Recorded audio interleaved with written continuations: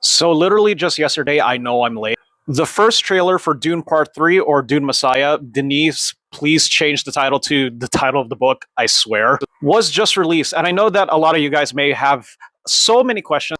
Obviously, I can't explain every single thing about this trailer because it has a lot, but I'm going to do my best to touch on the things that a lot of you guys may just be bewildered by and just touch on the very important things that I think I should point out myself. In the opening shots, we immediately see both Paul and Shawnee naming both of their two kids, Leto and Ganima, who are going to be the main characters of the third Dune book, which is Children of Dune. And unfortunately, there hasn't been any news of that going to be adapted into a film, but lovely to see them being named out, and hopefully we get to see them by the end of the film. Sparsely throughout this trailer, we get to see clips and glimpses of the interplanetary jihad that Paul Atreides has led the Fremen towards, which killed off like countless billions of people and destroyed many other religions, planets, and so forth.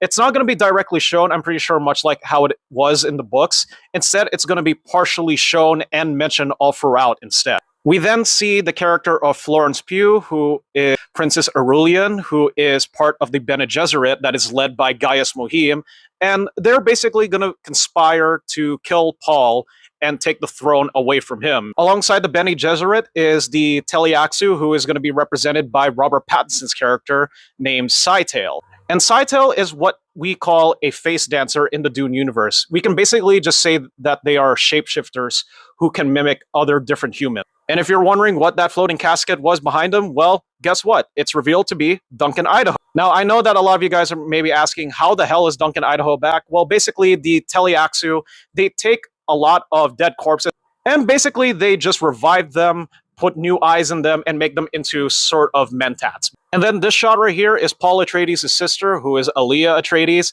basically being worshipped as a saint, because at this point in time in the Dune universe, Alia is seen as a saint, which also helps explains this shot of these bald Fremen men who are basically the pilgrims. Speaking of Duncan Idaho, here he is. He has different eyes, and that's because his eyes are, again, replaced by metal ones, and he has a different name known as Hate or Height. Now, there is a very climactic and very interesting shot that I want to show you guys, and that is the blue flash right here. That is the stone burner, which is an atomic weapon being fired at Paul and his Fremen guardsmen, which basically makes him lose his vision, and that's also the reason why the trailer posters of Paul looks like this. And despite that, he can still actually see because of his vision, which is basically Paul's supernatural ability. And it's also probably the reason why Timothée Chalamet actually ended up shaving his head.